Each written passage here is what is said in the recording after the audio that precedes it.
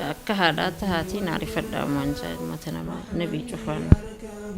አስቸኳይ የሆነ እንትን ካልተገኘ ለህይወቷ መፍትሄ ካልተሰጠው በተለይ ኦፕሬሽኑ ካልተሰራ ለህይወቷ አስቸጋሪ ነው لكن دلان فولا يراد رابچو چمبر دابتو بر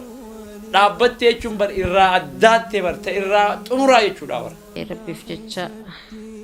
لبو الوتيانا هم بسانجا متجفانو ارحموا من في الأرض يرحمكم من في السماء موتي والغرغار رحمني أركما ilmaan guddisoo keessatti abbaan gahee olaanaa qabaatam abbaan yoo jiraate cabsee beeysee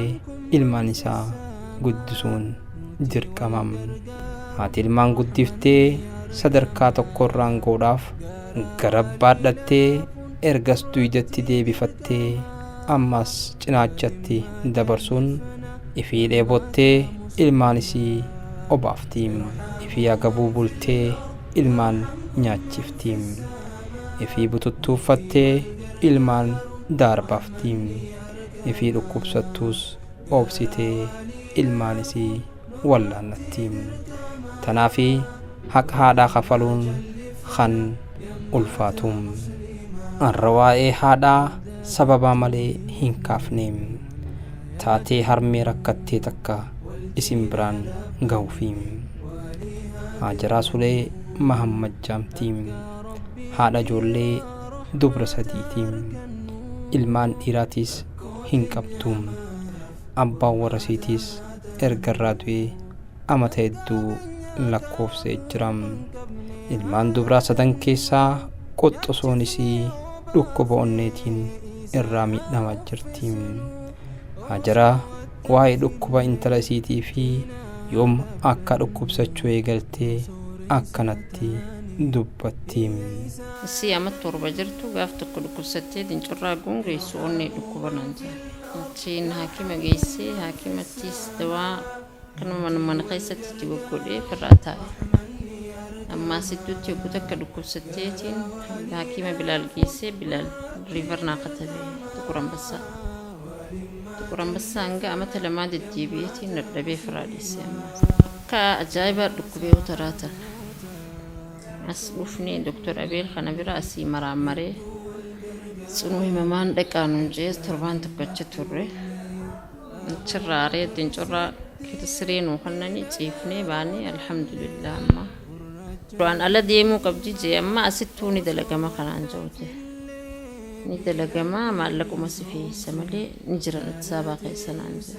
maallaqa ilaa 350 akkana ni gaafata jee kuma 350 qabu silaan qabadhee wahin dubbadhaan qabuu fiin qabu na gargaaru jeeti asbahe gaa rabbi bira khaayee rabbiif jecha lubbuu ilmootiyyaana hambisaan jaamma tacufaanu ارحموا من في الأرض يرحمكم من في السماء موتي والغرغار رحمني أركما قارا وليلاف نرتي دركما ولما جلفنا يماتا مسلما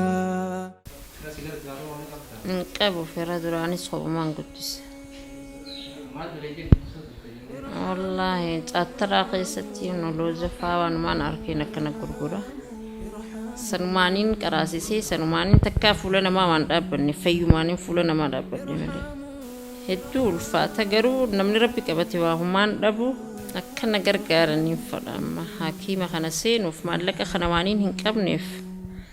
namni na cinaa jiru na gargaara kaniin joonis waan kana waan naa kannuu dandeenyeef bakka akka haadhaa tahaatii naarifadhaa waan jaa'ilmata namaa nabii cufaan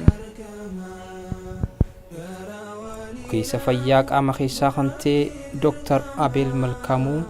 waa'ee dhukkuba Mannaal Ibraahim akkanatti nutti himeem መናል ትንሽ ከበድ ያለ የልብ ችግር ነው ያለባት ሁለት አይነት የልብ ችግር ነው ያለባት Mannaal rakkoo onnee hamaa qabdi rakkoo onnee gosa lama qabdi tokko ujummoon yookaan tuubboon ortiik valve jedhamtu tan dhiiga onnee irraa fuutee gara ujummoo qaamaa harcaaftu dhiphattee jirti inni lammaffaadhaa onneen isii gara bitaatii fi mirgaa walit dhuftee jirti. Ilmi namaa erga dhalateen booda onneen bitaa fi mirga jirtu wal tuquu hin qabdu. Wal'aansi mannaal hanga irraa harkachaa turte kan yerooti. Akka nukkaamamnee fi yeroo hedduu dhukkubsattees oksijiinii kennuun onneen isii yeroo dhiiga raabsuu dadhabde qoricha yeroof isii gargaaru kennaaf turre. Wal'aansi isii kan sirriidha immoo sarjarii yookaan wal'aansa baqaqsanii suphuudhaati. Mannaal yoo wal'aansa kanan harkannee carraan qabdu maal ta'a laata jechuudhaanis gaafannee በተደጋጋሚ እሷም ወደ ሞት አፋፍ ደርሳ ነው የተመለሰችው። yeroo baay'ee mannaal du'uudhaaf xarafarra geesseen deebite. Kanaafuu dhukkubni kun yoo ittiin jabaachaa deeme lubbuu isii dhabuu dandeessi. Rakkoon kun ijoollummaa isii irraa waan ta'eef wal'aansa daftee harkachuu qabdi. Tanaaf yeroo hedduu kan jeetti yeroo 3 dhukkubsachuudhaan koomaa keessa seenaa turte. አስቸኳይ የሆነ እንትን ካልተገኘ ለህይወቷ መፍትሄ ካልተሰጠው በተለይ ኦፕሬሽኑ ካልተሰራ ለህይወቷ አስቸጋሪ ነው። Haati warraa takka abbaan warraa irraa du'uu isiitiif gargaarsa kan isii barbaachisu ta'uu Sheekh Abdurazaaq Hassaniis dubbatam. Sheekni dubartiin fuula namaan dhaabbattu jaam waanuma jabaateetu mana gad baasa malee. Haadha abbaa qabaachuu dhabuudhaaf yatiima ta'uudhaafuu yeroo inni gargaarsa isii barbaachisaa jechuudha. Haqani godhetti jechuudha. Assaa'ee almarati wal masaakiin namtichi tokko harmallaa jaarsirraa du'e jibbaata godhee waan isiin feetu son guutuuf wal masaakiin miskiinaaf hiyyeessa waan isiin feetu guutuuf kakalqaa'imi akka nama halkan dhaabbachaa buluutiya salaatadha halkanii qabbana keessa dhaabbachaa buluuti faayidaan isaa. Ani bar hawaasa keenya kana keessa wallaahi akkuma khabaaxin irratti bashak godhee waa baasu jirutti wallaahi rahmata rabbii irraa garaa muradhu haqarra bashak godhee baasu numa jiraan jaa numa jira inshallah numa jira boo Abu Bakri hin dhabamsiifnu rahmata rabbii hin dhabamsiifnu Abu Bakri bakka jirtu asbee boleso Abdurrahmanis bakka jiru guyyaa akkanaa kan guyyaa cinqiin dhalaan booche bar dhalaa jechuun bar dhalaan fuula namaa dhaabbachi jechuun bar dhiirtii si daffaruu ni mala amtaa ya barcaasin je si daffaruu ni mala mataa hoqochuu ni mala haraara barate laakiin dhalaan fuula dhiiraa dhaabbachuu jechuun hin dhaabbattuu dhaabbattee jechuun irraa addaattee ta irraa xumuraa jechuudha yaa lammii teenya maallayni haati teenya wal'aansaaf gaafatamtee akka gaaraatti isitti ulfaachaa jiram. Ulfina kana ammoo yoo addaan hirannee